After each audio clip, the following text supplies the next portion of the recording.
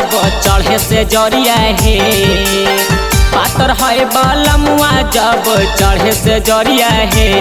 जैसे उड़ो है जुलुकिया वैसे पलंगिया हिलो है। जैसे उड़ो है जुलुकिया वैसे पलंगिया हिलो है। पातर है बलमुआ जब चढ़े से जरिया हे। पातर है बलमुआ जब चढ़े से जरिया हे। जैसे उड़ो है जुलुकिया वैसे पलंगिया हिलो है। जैसे उड़ो है जुलुकिया वैसे पलंगिया हिलो है।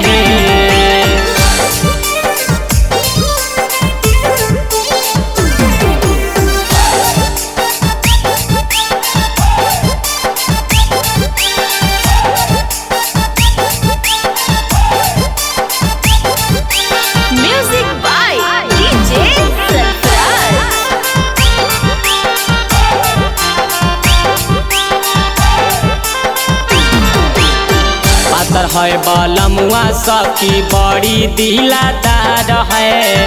हमारा जानो से ज्यादा सैया से प्यार है। ये सखी सुना, पातर है बलमुआ सखी बड़ी दिलादार है। हमारा जानो से ज्यादा पियावा से प्यार है। से जिया पर जब उनकर सूरतिया खिलो है। से जिया पर जब उनकर सूरतिया खिलो है। जैसे उड़ो है जुलुकिया वैसे पलंगिया हिलो है।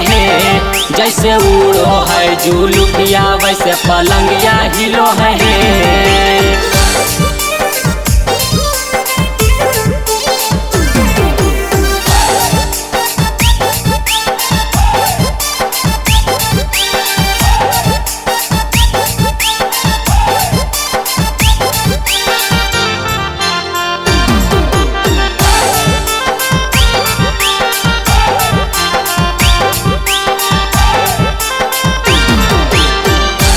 बान शान है बलमुए हमर जान है। साबर है सूरतिया बाकी पियवा पर गुमान है।